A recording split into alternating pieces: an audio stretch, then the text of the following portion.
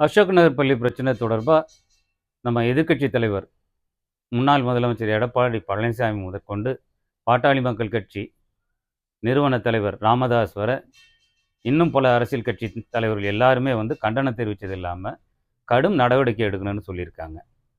இந்த பிறகும் நாங்கள் நடவடிக்கை எடுக்கிறோம், இது இனிமேல் நடக்காது அப்படிங்கிற உத்தரவாதம் கொடுக்குற அமைச்சர் இப்போதும் ஒரு வீராவசனம் தான் பேசியிருக்கிற மாதிரி தெரியுது.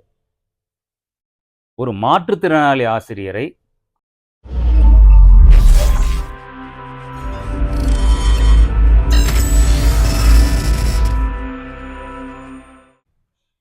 குளோபல் மீடியா நெட்வொர்க் நேயர்களே வணக்கம்.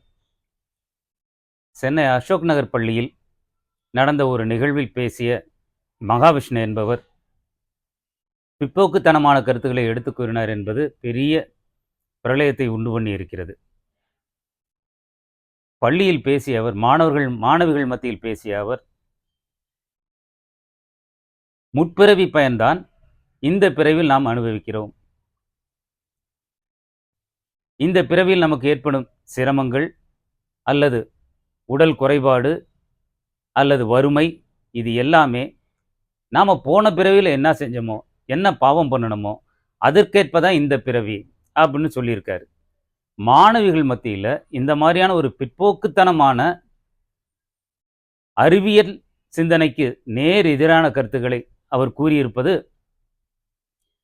2 தலைமை ஆசிரியர்களை, அந்த பள்ளியின் தலைமை ஆசிரியை தமிழரசி, அப்புறம் சைதாப்பேட்டை மாடல் ஸ்கூல் தலைமை ஆசிரியர் சண்முக சுந்தரம், இருவரையும் மாற்றலுக்கு உட்படுத்தி இருக்கிறது.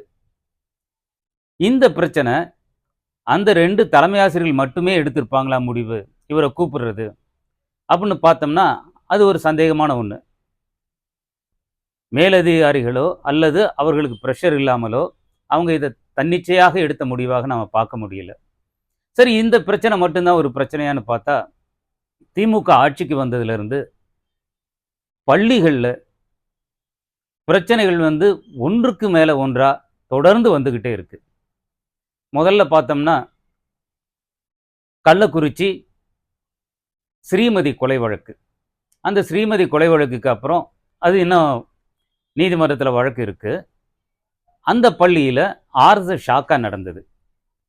அந்த பள்ளியில் மட்டுமான்னு பார்த்தோம்னா இல்லை, பரவலான தனியார் பள்ளிகள் அனைத்திலையுமே தமிழ்நாடு முழுக்க பரவலாக ஆர்எஸ்எஸ் ஷாக்கா நடக்குது. அதுவும் குக்கிராமத்தில் இருக்கக்கூடிய தனியார் பள்ளிகளில் கூட நடந்திருக்கு. இந்த அசோக் நகர் பிரச்சனை எப்போ வருது? கிருஷ்ணகிரியில் பாலியல் தொல்லை, ஒரு போலி என்சிசி கேம்ப் நடத்தி அதில் மாணவிகளுக்கு பாலியல் தொல்லை கொடுத்தாங்கங்கிற பிரச்சனை புதாகரமாக வெடிச்சது. அந்த பிரச்சனை முடியறதுக்குள்ளார இது வந்திருக்கு. இதுக்கு முன்னாடி பார்த்தோம்னா நாங்குநேரியில் ஒரு தலித் மாணவன் சக இடைநிலை சாதி மாணவர்களால் கொடூரமாக வெட்டப்பட்டான். நல்ல வேளை அந்த பையன் பொழைச்சிக்கிட்டான். இந்த பிரச்சனைகள் எல்லாம் பார்க்குறப்ப ஆட்சியில் என்ன இவங்க செஞ்சுருக்காங்க, திமுக ஆட்சியில் பள்ளிக்கல்வித்துறை என்ன மாதிரியான நிலைமையில் இருக்கு, அந்த கேள்வி கண்டிப்பாக வருது. அசோக் நகர் பள்ளி பிரச்சனையை ஒட்டி எக்ஸ் தளத்தில், அதான் முன்ன ட்விட்டர் இருந்தது இல்லையா, அதில் ட்ரெண்டிங் ஆகிறது ஸ்டாலின் ரிசைன் பண்ணணும், அன்பில் மகேஷ் பொய்யாமொழி துறை அமைச்சர், பள்ளிக்கல்வித்துறை அமைச்சர், அவரும் பதவி விலகணும். இது ட்ரெண்ட் ஆகுது. ஆக மக்கள் மத்தியில் திமுக அரசு பள்ளிக்கல்வித்துறையில் செயலற்றதாக இருக்கிறது. தொடர்ந்து இந்த மாதிரி பிரச்சனை வரப்ப அந்த அமைச்சர் என்ன செய்கிறார், அந்த அமைச்சரோட செயல்பாடு எப்படி இருக்கிறது என்பது கேள்விக்கு உள்ளாகுது. கண்டிப்பாக அசோக் நகர் பள்ளி பிரச்சனை தொடர்பாக நம்ம எதிர்க்கட்சி தலைவர் முன்னாள் முதலமைச்சர் எடப்பாடி பழனிசாமி முதற்கொண்டு பாட்டாளி மக்கள் கட்சி நிறுவன தலைவர் ராமதாஸ் வர இன்னும் பல அரசியல் கட்சி தலைவர்கள் எல்லாருமே கண்டனம் தெரிவித்தது இல்லாமல் கடும் நடவடிக்கை எடுக்கணும்னு சொல்லியிருக்காங்க.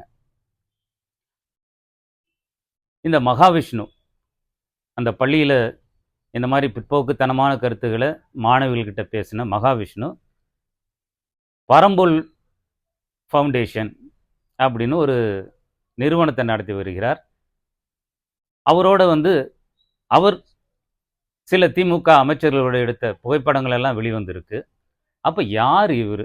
யாருக்கு எதன் மூலமாக எப்படி ஒரு அரசு பள்ளி நிகழ்ச்சியில ஒரு பேசுறதுக்கு அவருக்கு இடம் கிடைச்சது? இப்ப நீங்களோ, நானோ பேச முடியுமா? நமக்கு அந்த மேடை கிடைக்குமா? அந்த கேள்வி வருது. அதிகார மையத்துல அவருக்கு தொடர்பு இல்லாம இது நடந்திருக்க வாய்ப்பே கிடையாது. ஆர்எஸ்எஸ் ஷாக்கா பரவலாக நடக்குது. கல்வித்துறையில அடிக்கடி இந்த மாரி பிரச்சனைகள் வருது. இதெல்லாம் எப்படி இந்த திராவிட மாடல் அரசு பார்த்து கொண்டிருக்கிறது? இத களைவதற்கு அல்லது இத தடுப்பதற்கு என்ன நடவடிக்கை எடுத்திருக்கு? இப்பதான் சர்க்குலர் அனுப்பியிருக்காங்க. இப்பதான் விசாரணை தொடங்கியிருக்காங்க. மேலும் முதலமைச்சர் இந்த மாரி நிகழ்ச்சிகள் நடக்கிறதுக்கு என்ன மாரியான வழிமுறைகளை வகுக்கணும் அப்படின்னு உத்தரவிட்டிருக்குன்னு சொல்றாரு. ஆனால் முதல்வர் கூட இந்த பள்ளியை குறிப்பிட்டு எதுவுமே சொல்ல கிடையாது. அமைச்சர் அன்பில் மகேஷ் என்ன சொல்றாரு?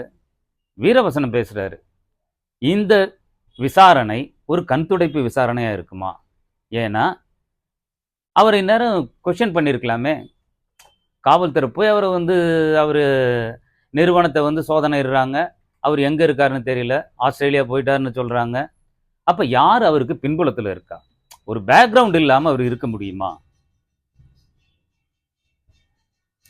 இதுக்கு முன்னாடி தாமுவோட ஒரு நிகழ்ச்சி நடந்தது. அது விவாதத்துக்குரிய ஒன்றா ஆனது. அப்பொழுதே அரசு கொஞ்சம் விழிப்புணர்வோடு இருந்திருக்கணும்.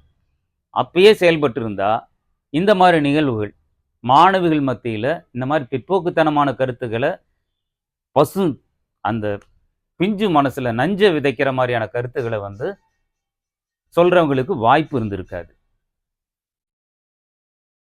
மேலும் திராவிட மாடல் அரசுன்னு சொல்லிக்கிட்டே இருக்கிறாங்க. அது என்ன? வெறுமனே மக்களுக்கு இலவசங்களை கொடுக்கறது மட்டுமா? கேட்காமல் கொடுக்கிற இலவசம் எதுவுமே மக்களுக்கானது கிடையாது. அரசியல் லாபம் இல்லாம அதெல்லாம் செய்யறதே கிடையாது. இந்த திராவிட மாடலோட உட்பொருள் என்ன?